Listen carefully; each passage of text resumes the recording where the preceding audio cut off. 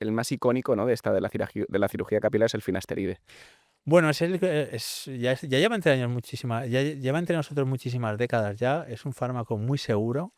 Es un fármaco que bien utilizado, los efectos positivos son espectaculares y bueno, sí que es verdad que como tiene mala prensa, pues al final hay miedo a ciertos efectos adversos, sobre todo relacionados con el ámbito sexual, que se dan en un porcentaje muy pequeñito. Y como siempre he dicho, tampoco se especifica mucho si son las dosis urológicas, ¿vale? De donde viene la hiperplasia benigna de próstata, o son dosis capilares. Las dosis capilares, como he comentado, son 10 veces menos que la de la próstata, con lo cual son totalmente seguros. Y luego los beneficios que hay, como sabemos, la miniaturización, que es el proceso de deterioro del cabello, en el cual acaba cayendo de forma definitiva, que forma parte de la alopecia androgénica masculina, que es la alopecia más extendida a la población general. La única forma de revertir esa situación es con uno de estos fármacos, ¿no? Con un antiandrogénicos, con lo cual tenemos pocas posibilidades. Lo que tenemos que saber es cómo manejar el fármaco, cómo utilizarlo, en caso de que haya cualquier tipo de problema, darle la forma adecuada y que el paciente esté seguro. Claro, sobre todo es perdón, La miniaturización. jolín, no me sale. Eso del cabello, eso nos produce, siempre es lo que nos produce realmente la pérdida, ¿no? La pérdida del cabello en sí. ¿Pero esto lo reduce también el finasteride o cuál es el proceso real que hace nuestro cuerpo? Realmente lo que voy a decir puede sorprender, pero a día de hoy no hay ningún fármaco, no hay ninguna molécula que actúe directamente en el bulbo. Eso a día de hoy no existe.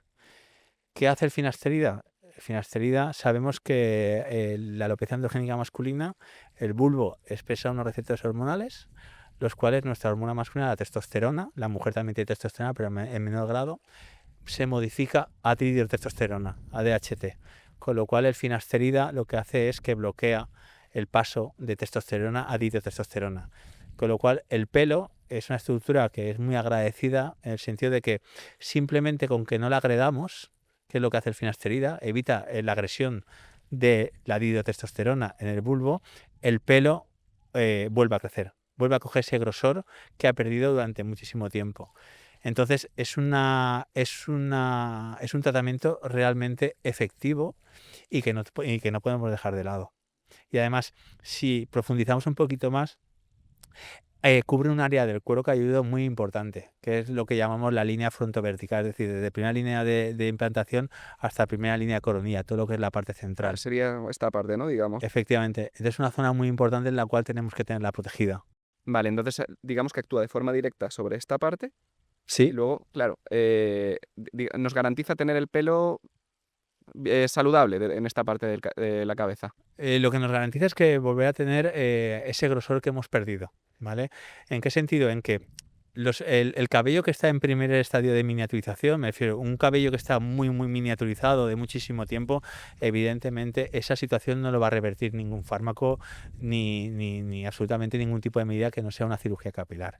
Pero por eso siempre, muchas veces, en los primeros síntomas, en lo primeras que empezamos a ver que el cabello se va haciendo cada vez más fino, en ese momento es importante consultar por si tenemos que tomar algún tipo de medida, porque en esa situación sí que tenemos un porcentaje muy elevado de revertir esa situación y volver a coger ese grosor que hemos perdido. Si nosotros lo dejamos de lado, que habitualmente los pacientes es verdad que no lo dejan pasar muchísimo tiempo, eso es una ventaja para revertir la situación. Claro, un pelito muy miniaturizado que llega a hacerse bello, evidentemente ya no lo revivimos.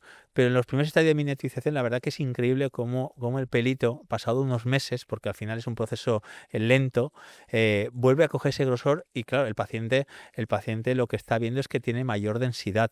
Pero no densidad porque ha aumentado el número de pelos, sino densidad porque ha aumentado el grosor del cabello. Solo por ese efecto, ¿no? Que te produce que el cabello es un poquito más grueso, que vuelve a su estado natural, nos da esa sensación de que tenemos más cabello, ¿no? Efectivamente. Porque el folículo sí, igual no nacen nuevos pelos dentro del folículo. No, si la unidad folicular habitualmente puede ser de un pelo, de 2 y de 3. Si de los pelos que sean, el fármaco actúa y el pelo vuelve a coger Con los grosor. que tengamos ya de base. Efectivamente. Si no, si tuviéramos que añadir, ya sería la cirugía capilar. Efectivamente, yo siempre les digo a los pacientes que magia no hay, que no hay ningún tratamiento que de 2 pelos te lo convierta en 4, con lo cual, en una zona donde ya ha perdido el cabello, el fármaco no va a hacer efecto. únicamente se puede repoblar con cirugía. Digamos que es una medicina un poco preventiva o de mantenimiento. Según en el momento que lo coja el paciente y según los objetivos del paciente. Por ejemplo, yo tengo pacientes que me dicen: mira, Francisco, yo no quiero someterme a una cirugía capilar porque no es mi objetivo, pero lo que tengo lo quiero mantener. Con lo cual, aunque haya perdido zonas, por ejemplo, aunque haya tenido unas entradas mucho más agudizadas, o incluso un retraso de la primera línea de implantación, o incluso la coronilla afectada, claro, el paciente no tiene un objetivo de tener más cantidad de pelo, tiene el objetivo de mantenerse Mantener. como está. Entonces, se hace una buena pauta de tratamiento en la cual esa situación vamos a revertir. Según las zonas que hayan afectadas, podemos optar por una medicación u otra. Entonces, a partir de ahí, el paciente empieza a tomar la medicación, vamos viendo evolución y según si le va haciendo efecto o no, pues vamos modificando en tiempo real para conseguir que esa zona, lo primero, se fortalezca y el paciente se mantenga como está. Vale, en el caso de que someternos a la cirugía, sí o sí tenemos que tomar finasterida. Bueno, a ver, es aconsejable, por ejemplo, si el paciente tiene dentro de lo que es el patrón alopécico, todo lo que es la parte superior, mantiene el pelo, pero quiere ponerse más pelo con la cirugía, evidentemente yo siempre les aconsejaré que aparte de la cirugía tomen tratamiento médico para fortalecer su pelo nativo, es decir, el pelo que mantienen. ¿Vale? Hay muchos pacientes que dicen: bueno, Francisco, yo no me quiero tomar la medicación, yo me quiero hacer una cirugía, vemos evolución y vamos decidiendo sobre la marcha. Perfecto también, me refiero, esto al final, esto se adapta un poquito a los objetivos del paciente. Esto ni es obligatorio, yo siempre lo recomendaré por los beneficios que tiene y los pocos efectos adversos que tiene, pero cada paciente es un mundo y él decide. Lo ideal, ahora vamos a lo ideal, es cuando se hace la cirugía, es poner pelo donde no tiene y fortalecer su pelo nativo, con lo cual provocaremos una armonía entre el pelo nativo y el pelo implantado, con lo cual quedará todo reimplantado y quedará todo como antes de sufrir la alopecia. Claro, quedaría homogeneizado, ¿no? Todo el pelo. Efectivamente. Te ayuda a que sea más natural este implante capilar. Bueno, la naturalidad no lo va a dar la cirugía, pero sí que es verdad que si fortalecemos el pelito que esté fino, hace que todo sea más armónico. Pero entonces, claro, a resaltar que no es 100% necesario tomarlo, les lo dejamos un poco a la decisión del Es muy paciente, aconsejable. pero es muy aconsejable por la parte clínica. Sí, Decimos que es muy aconsejable, pero el paciente puede decidir. efectivamente. Vale. Lo digo también por los estigmas que hay, ¿no? Pues el miedo sexual, que ese es el mayor miedo, creo yo, más que de salud, es el miedo sexual el que hay con el finasteride. Mira, ahí que me gustaría puntualizar porque yo creo que la sexualidad es mucho más amplia que el consumo de una pastilla, ¿no? Yo creo que intervienen muchísimos factores más allá de tomar una medicación. ¿Puede afectar? Sí, los estudios dicen el finasterida, y luego hablaremos si quieres del dutasterida. El finasterida, en los estudios nos indican que del 1% de la población que lo consume puede tener problemas a nivel sexual. ¿Qué problemas puede haber? Falta de apetito sexual, disfunción eréctil. ¿Qué ¿De porcentaje? ¿El acuerdo? 1, has dicho? El 1%, El 1%. ¿vale? Pero tampoco se especifica si son dosis de hiperplasia benigna de próstata o dosis de capilar. Me refiero, a la hora de la sexualidad, como he comentado, creo que es una esfera muy amplia en la cual intervienen muchísimos factores, desde nuestro estado de ánimo, el estrés, problemas, muchos factores más. Pero ¿qué pasa? Que el ser humano tendemos a tirarle la culpa a la pastillita, ¿no? Entonces, creo que tenemos que abrir esa parte de la mente y ver que es mucho más complejo que tomar una pastilla, ¿no? Entonces, dicho esto, eh, pase lo que pase, una vez retiramos la medicación, todo vuelve a la normalidad. Con lo cual, ¿Pero eso hay hace un que... proceso o es inmediato? No, a ver, habitualmente yo siempre, cuando un paciente me llama y tiene algún tipo de problema, bueno, que tiene algún tipo de sintomatología a nivel sexual y evidentemente los pacientes ya te llaman y relacionan su problema sexual con la pastilla, ¿no? No me dan muchas más opciones, ¿no? Entonces, lo que hago es suspenderlo durante un tiempo, habitualmente una semana, y todo se restablece con normalidad y ya está. Es verdad que el factor psicológico es muy importante porque al final el paciente, al saber que ya deja de tomar la medicación y él mismo vuelve a la normalidad, ¿no? Luego lo incorporo de una manera específica, ¿vale? Poquito a poco, y todo se restablece, el paciente vuelve a tener una sexualidad normal y el consumo de fármaco vuelve a la normalidad también. Es posible, claro. porque siendo un 1% me parece tan exagerado que la gente en general esté extendido en la población, que todo el mundo piense que el finasteride te provoca impotencia, hablando claro.